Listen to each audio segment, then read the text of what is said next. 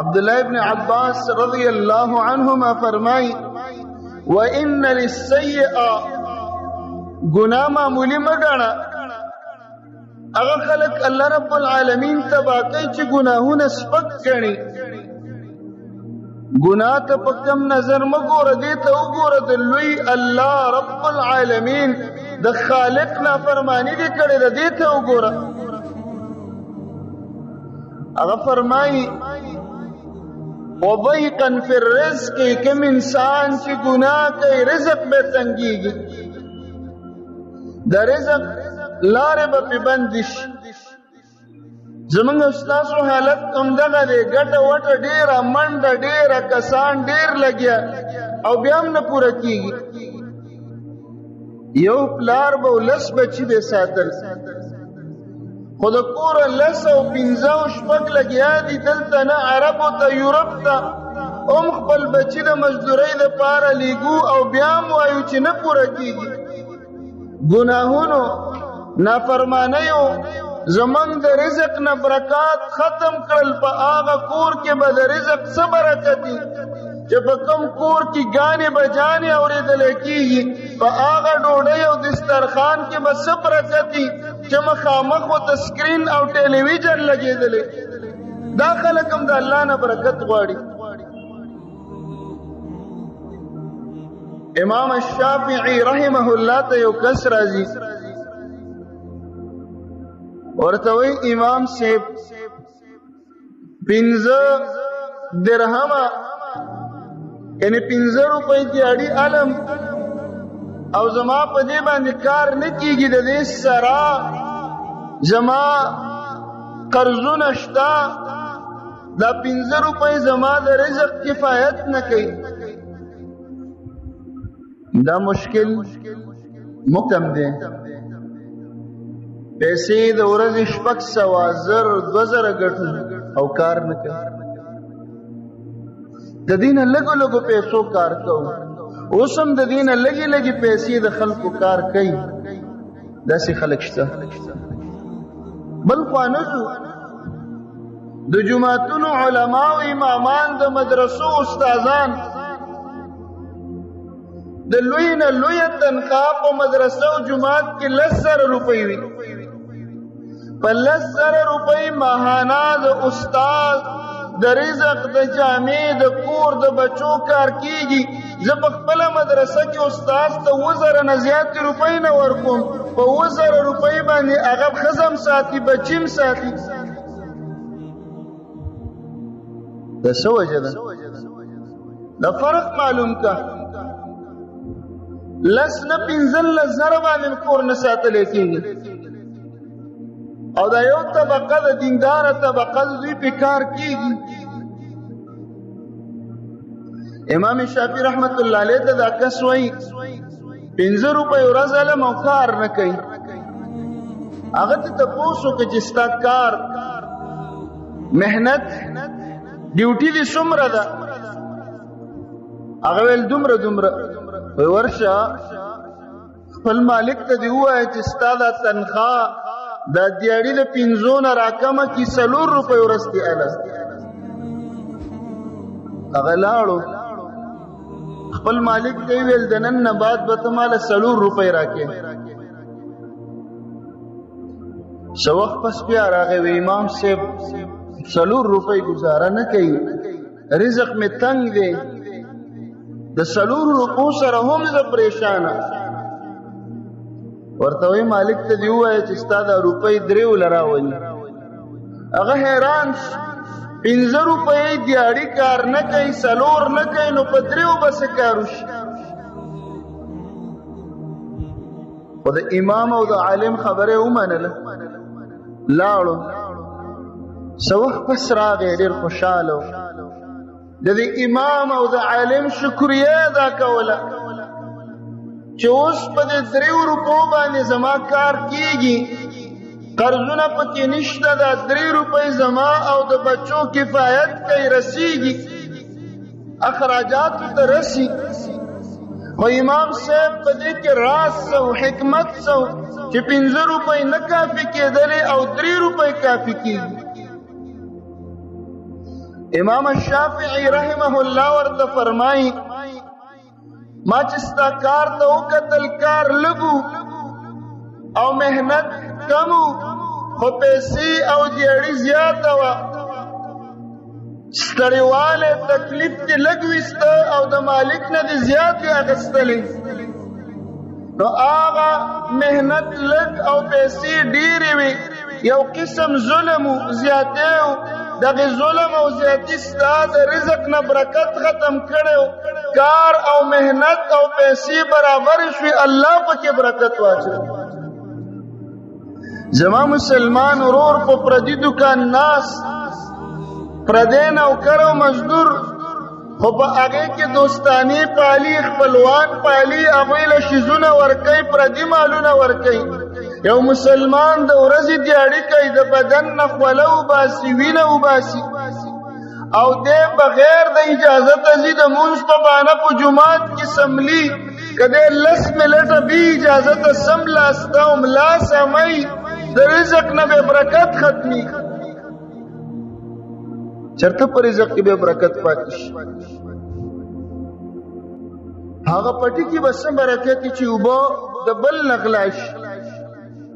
سره د بل نه غلا شي په هغه کې به څه برکت چې ځمکه پردی نیولې شوې ده کور پردی دی انتقال د دروغو سټام د دروغو هر څه د دروغو نو هره ګناه د ځان سره افت لري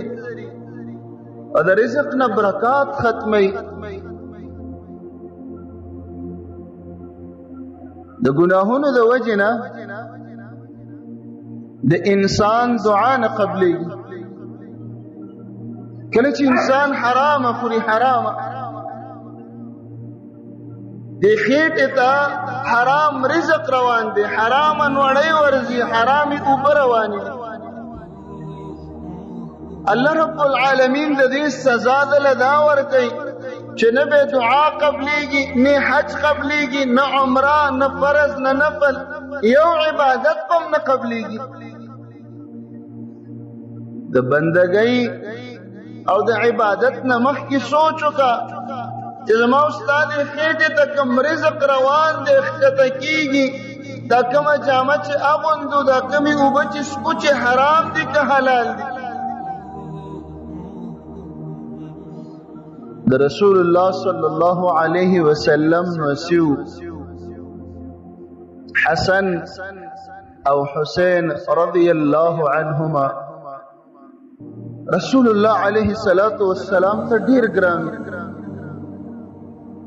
دومره ورته ګرانو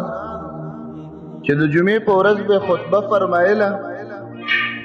او دوی به په جماعت کې را روانو رسول الله علیه السلام په منبر پرېښود او نوسیب یې په غېږ کې راوچت دومره ورته ګرانو دومره چې فرمایل به هما ریحانتی د دواړه زما کشمالي دي دا بوی کوي خوشبویي کوي سیدا شباب اهل الجنه حسن او حسین د جنت د ځوانانو سرداران دي خدا دومره ګران نوسی دا نیازبین دا نازولی نوسی رسول الله علیه السلام سره په لار روان دي نوسی زمکه ته لاس کته کوي په زمکه باندې یو کجوره پرته ده یو کجوره او رالی او خولې ته اوچتئ یو ماشوم دا کار کوي بالغ هم نه دی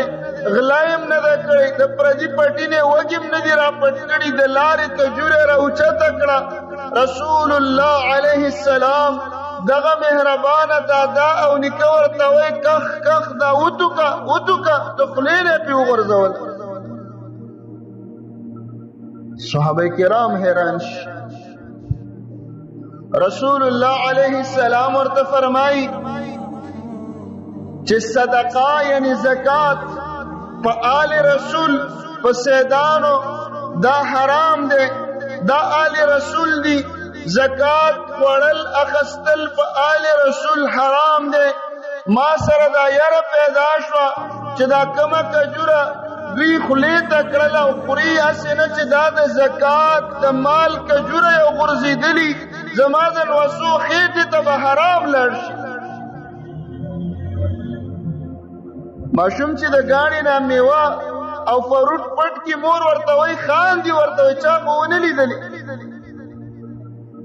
د پټو نه چې وږي را پټۍ خاندي خوشحاله یې ورته د الوچو د باغ نه الوچې پټۍ خوشحاله یې ورته وایي چا خو ونه لیدلې. چې زمونږ بچي د دې وخت نه په دې تربیت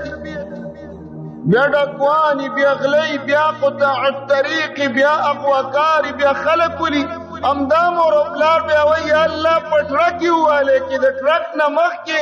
تا یې تربیت نه و کړی تا پې حرامې خوړلې. سعد رضی الله عنه راځي تپوس کوي اے د الله رسول علیه السلام زب څنګه مستجاب الدعوه چې د خولې نه مې دعا راوځي او فورا قبول شي داسې به څنګه جوړېږم. موږ هم دا وایو چې یا الله زه دعا وکړم او قبول شي. موږ هم دا وایو چې دعا م ولې نه قبلېږي. رسول الله علیه السلام ورته دا نه وایي چې د دعا دپاره حج ته لاړ شي دعا دپاره بیت الله ته لاړ شي دا ورته نه وایي چې د دعا دپاره تهجدو ته راپاسه ورته وایي یا سعد اطب مطعمک اے سعد پاکه خوره نو چې د خولې نه نه په زړه کې به د دعا راځي فورا به قبول فورا به قبلېږي. ته پاکه خوره حلاله خوره د پردي مال نه ځان وساته. خلک پردي مالونه خوري فخر پې کوي دا یو زور ګڼي دا یو عزت ګڼي ځمکې نیول کورونه نیول. رسول الله علیه السلام فرمایي د قیامت په ورځ به زما امتیان راشي چا به غوا پټه کړي غوا به په اوبو باندې سورۍ اوازونه به کوي او چغې به د انسان و یا رسول الله انقذني اے د الله رسوله ما بچ کوئ زه به ورته ویم چې زما په لاس کې اسم نشته ما درته نه ویلي پردي مال نه ځان وساتئ. څوک چې د چا نه یو لیش ځمکه په زور ونیسي د قیامت په ورځ به راشي تر اوومې ځمکې پورې دا ټولې ځمکې به د ده په غاړه کې پرتي پیسې به در سره زور به طاقت به ټوپک به پردې ځمکې به ونیسي خو آخرت کې انجام ډېر خراب. نو سعد رضی الله عنه ته رسول الله علیه السلام فرمایي پاکه خوره هغه به حلاله پاکه خوړل. ټول صحابه کرام هم داسې د سعد رضی الله عنه دعا به فورا قبلېدله. د عمر فاروق رضی الله عنه په دور کې په کوفه باندې والی او گورنر مقرر شو. د کوفې خلک هغه خلکو چې په هر چا به اعتراض کوي بعضې خلکو کې صفت دا وي څوک ترې نه بچ کېږي یو چا کې یو عیب خامخا راوباسي روغ څوک نه پرېږدي. خلکو او یو کس هغه راپاڅېده په سعد رضی الله عنه یو څو اعتراضونه وکړل. لا يعدل بالسویه بې عدل په ورکړه کې نه کوي جهاد له نه ځي مونځ صحیح نه کوي دا نه کوي دا نه کوي اعتراضونه یې پرې وکړل.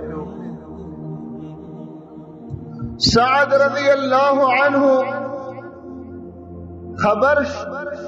و یا الله که دا انسان سره د علم او سره د پوهې نه د ضد د وجې نه ما پسې دا خبرې کوي یا الله تا ته پته ده چې ما کې دا کارونه نشته نو خیرې کوم یا الله فاطل عمره وادم فقره وعرضه للفتن یا الله عمر یې اوږد که او رزق یې کم که غریبي پې راوله او فتنو ته یې راوړانګې او مخامخ که. څه وخت پس دا سړی بوډا شي ډېر زیات دومره بوډا و چې مخې له به څوک ورغی ده به نه پېژانده دا وروځې به په دې مخ پرتې وې دا به یې اوچتې کړلې سړی به یې کته چې څوک یې خو د دې دومره عمر سره چې دومره بوډا و بیا به هم ګرځېده او سوال به یې کو خلکو نه به خیر خیرات غوښته او د دومره بوډاوالي په عمر کې په لاره کې به وړې ماشومانې جنکۍ تنګولې را تنګولې نو خلکو به ورته ویل چې بابا دې عمر ته او دې کار ته ویې ویل شیخ کبیر زه چې بوډا یم او په دې غلطو الله اخته کړی یم د دې وجه څه ده اصابتني دعوة سعد زه د سعد رضی الله عنه خیرو والی خو د سعد خیرې ولې قبول شو ځکه چې پاک یې خوړل حلال یې خوړله ډېر منځونو ته ضرورت نه راځي اوږده اوږده تلاوتونو ته ضرورت نشته د هر څه نه مخکې خپل رزق وګوره خورې څه اغوندې څه رسول الله علیه الصلاة والسلام تذکره کوي ذکر الرجل یطیل السفر یو سړی دی په اوږد سفر لاړ بیت الله ته د هغه زمانې اوږدې سفر پیاده روان اشعث اکبر گرد و غبار دوړو ووالو د دې بیت الله ته ورسېده حاجي د حج